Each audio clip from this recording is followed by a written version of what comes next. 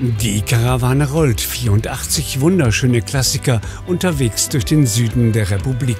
Es ist die Tour der Legenden, also die 20. Deutschlandfahrt für historische Nutzfahrzeuge, veranstaltet vom Stuttgarter ETM-Verlag in Zusammenarbeit mit Fährenkötter Transport und Logistik. Es ist beeindruckend, wie die Oldies und insgesamt 166 Teilnehmer überall aufgenommen werden. Die Herzlichkeit ist spürbar, besonders hier im unterfränkischen Fladungen, dem nördlichsten Zipfel Bayerns. Gerade mal 2200 Menschen leben dort und es scheint, als habe hier jeder ein Faible für alte Lastwagen. Viele aus der Umgebung sind mit ihren eigenen Schätzchen angereist und zeigen wahre PS-Begeisterung. Genau diese Begeisterung aber scheint den Einwohnern ein echtes Anliegen zu sein. Je kleiner ein Ort ist, umso besser ist auch der Zusammenhalt. Da funktioniert viel über die Vereine.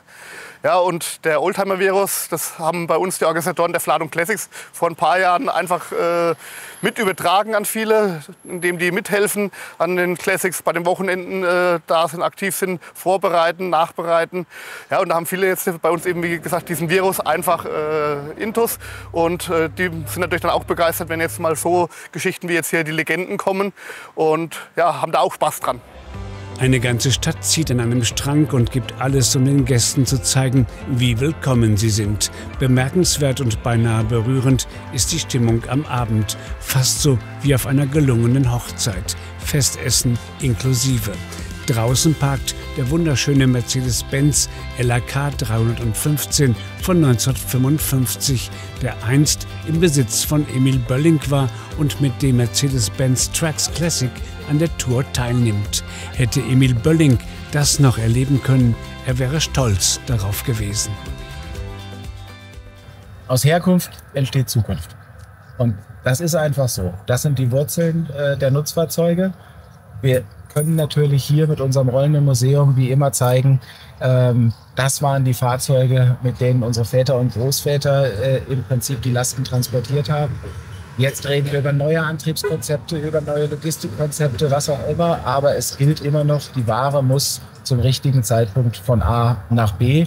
Und das natürlich immer mit dem modernstmöglichen Equipment. Und für die Zeit, für die unsere Fahrzeuge stehen, waren das die modernstmöglichen Fahrzeuge. Als könnten es die meisten Teilnehmer nicht mehr erwarten. Es geht zurück auf die Straße. Nostalgie pur, als der Konvoi von Fladungen aus in Richtung Kirchberg an der Jagst aufbricht. Eine Strecke von knapp 200 Kilometern also. Wie bislang bei jeder Deutschlandtour sitzt Spediteur Joachim Fährenkötter selbst hinter dem Lenkrad seines Büssing 6000 und er genießt jeden Moment in diesem Lastwagen von 1955. Doch lassen wir Joachim selbst erzählen. Das ist ja im Grunde genommen Entschleunigung auf Rädern. Es geht einfach nicht schnell hiermit. Du musst dich einfach zurücknehmen, sonst rase ich so ein bisschen durch die Weltgeschichte in meinem Job. Aber hier wirst du zwangsentschleunigt sozusagen. Es geht nicht schnell voran und das muss man wollen und da lässt man sich auch darauf ein. Und da macht es auch fürchterlich viel Spaß, wenn man mal für 100 Kilometer 2 Stunden braucht. Höchstgeschwindigkeit ist so 74. Der war früher noch ein bisschen langsamer, der hatte früher eine andere Hinterachse drin.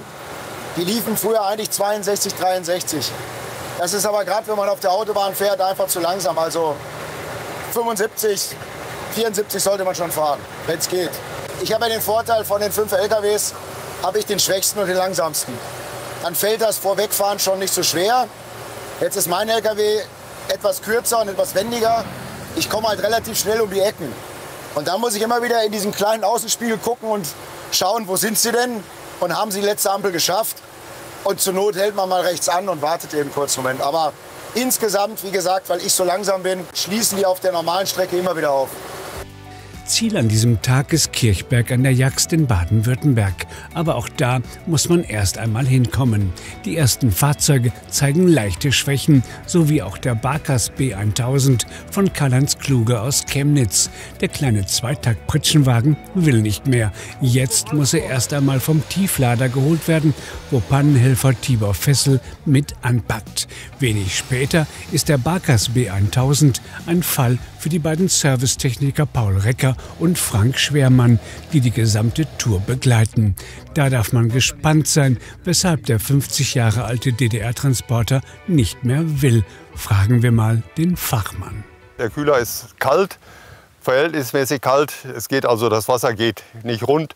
Ob die Wasserpumpe nicht richtig arbeitet, wir wissen es nicht. Wir müssen noch mal schauen, aber wir sehen kaum eine Möglichkeit, die Reparatur hier zu Ende zu bringen. Das Problem ist vielleicht auch diese 30 Grad, die wir heute haben. Und das Fahrzeug ist auch vom Gewicht, glaube ich, recht ordentlich ausgelastet. Da wird der Motor schon arbeiten müssen. Das ist ein kleiner Motor nur. Und wenn er eine Tonne Nutzlaster drauf hat und windschlüpfrig ist das Auto auch nicht, da ist vielleicht auch der Motor letztlich überfordert. Und das kommt dann letztlich zum Ausfall bei diesen Temperaturen. Der nächste Problemfall lässt nicht lange auf sich warten. 3 Lkw stehen auf einem Parkplatz. Und während sich die beiden Kruppfahrer schon selbst um ihre Lkw kümmern, weiß Detlef Stolze aus der Nähe von Pinneberg nicht so genau, weshalb ihn sein Henschel HS15 von 1963 gerade jetzt im Stich gelassen hat. Auch der Ford F-Max mit Tieflader von Tibor Fessel ist schon eingetroffen, um den Klassiker notfalls aufladen zu können. Irgendwas scheint mit der Kupplung des alten Henschel nicht zu stimmen. Doch Detlef ist zuversichtlich. Das, was passiert ist, ist einfach gewesen, dass die Kupplung nach unten weggegangen ist, als ich schalten wollte.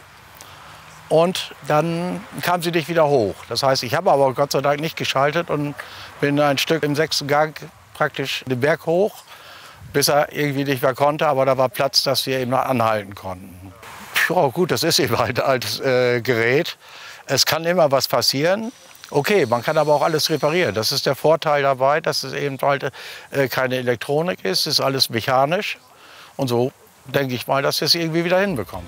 Und alte Technik, das ist eben was für Menschen, die es noch gewohnt sind, zu schrauben. Wieder ein Fall also für Paul Recker und Frank Schwermann. Doch schon bald stellt sich heraus, dass es nicht der von Detlef zunächst vermutete Kupplungsschaden ist. Ein alter Metallbolzen ist gebrochen, Ursache ganz einfach Materialermüdung. Im Werkstattwagen schweißen Paul und Frank ganz einfach 2 Schrauben zusammen, um sie dann später quasi als Neuteil wieder einzusetzen. So einfach kann man alte Technik reparieren, wenn man weiß, wie es geht.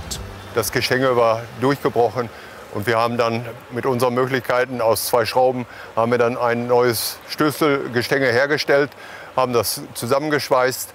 Und der kann da fahren und ich denke, die Reparatur ist in Ordnung und der wird da ewig mitfahren können.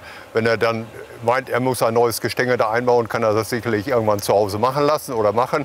Aber wenn er das so drinnen lässt, da habe ich keine Bedenken, dass da irgendwie was passiert. Das ist ordentliches Material, die Qualität der Schrauben und der Stähle, das ist sicherlich heute ganz was anderes, wie es 1953 war. Jedenfalls ist Detlef Stolze ganz selig, dass er die Tour mit seinem alten Henschel fortsetzen kann, auch wenn die ganze Reparatur rund 2 Stunden gedauert hat. Längst haben die übrigen Teilnehmer inzwischen Kirchberg an der Jaxt erreicht. Dort sitzt die Firma BFS, die für ihre umfangreichen Dienstleistungen rund ums Nutzfahrzeug bundesweit bekannt ist. Kaum zu glauben, aber da, wo jetzt 84 klassische Lkw stehen und parken, musste das gesamte Areal geräumt werden. Wirklich das gesamte Areal. Und es fällt nicht einmal schwer, sich vorzustellen, wie viel Arbeit das gewesen sein muss. Die Tour der Legenden hat relativ viel Vorbereitung gebraucht. Wir haben ja auf dem Grundstück ca. 30.000 Quadratmeter, die gut voll war. Ja. Es sind Mietfahrzeuge, die wir umparken mussten, relativ viele neue Fahrzeuge, Lagerwagen. Mussten wir alles auf die Seite stellen, damit die guten 90 Fahrzeuge, die bei der Tour mitfahren, auch ordentlich Platz haben. Also die Vorbereitung war anspruchsvoll. Aber wo wir gerade bei den Stegmeyers und damit bei BFS sind, wer schon lange im Nutzfahrzeuggeschäft zu Hause ist, dessen Herz schlägt natürlich auch für klassische Lkw, die bei den Stegmeyers von MAN sein müssen. Unsere Nutzfahrzeuggeschichte in der Familie ist schon relativ lang. Die Firma wurde 1927 gegründet und damals hat man schon alles repariert. Vor allem auch vor dem Krieg schon LKWs, danach im Krieg. 1965 kam dann der MAN-Vertrag dazu. Und wir sind von Anfang an Nutzfahrzeug begeistert, weil es einfach ein Kunststand der Familie war und der Firmengeschichte natürlich. Über die Tour der Legenden gibt es noch viel zu berichten. Etwa darüber, warum ausgerechnet klassische Lastwagen erstmals bei dieser Veranstaltung mit HVO 100 bedankt wurden. Mehr darüber in einer der nächsten Ausgaben von Eurotransport TV.